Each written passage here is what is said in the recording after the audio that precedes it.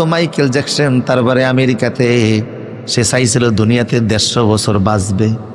150 বছর বাঁচার জন্য সে 12 জন ডাক্তার নিয়মিত তার বডি চেকআপের জন্য রেখেছে।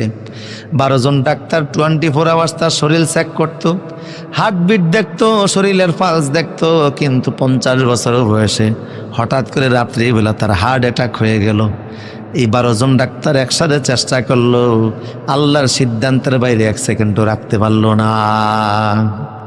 হায়াতের মালিক যিনি তিনি কে?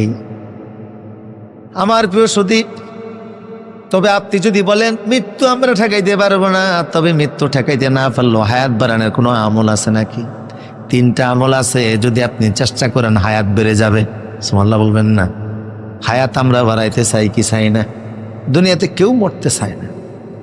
যে হসপিটালে শুয়ে শুয়ে নল দিয়ে খাবার খায়, তার কাছে আজরাইল গেলেও বলবে আরেকটু সময় দেন না।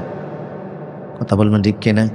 লাউলা আখারতানি ইলা আজালিন করিব, আরেকটু সময় দেন। আজরাইলকে দেখলে বলবে আরেকটু সময় দেন। কেউ মরতে চায় না।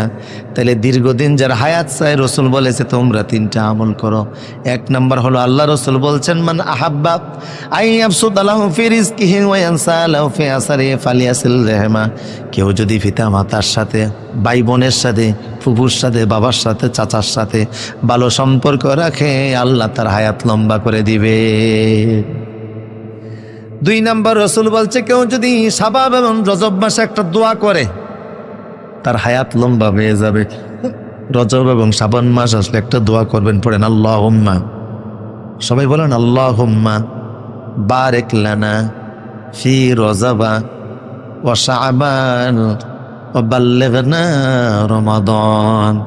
রজব এবং শাবান মাসে দোয়া করবেন, হায়াত লম্বা হয়ে যাবে। আলহামদুলিল্লাহ। হায়াত বৃদ্ধির আরেকটা আমল হলো একটু পানি খাওয়া। তবে এটা জমজমের পানি নয়, কুয়ার পানি নয়। মালয়েশিয়াতে আমি দেখছি একটা পানি নিচ থেকে উঠে, এটা খুব গরম থাকে।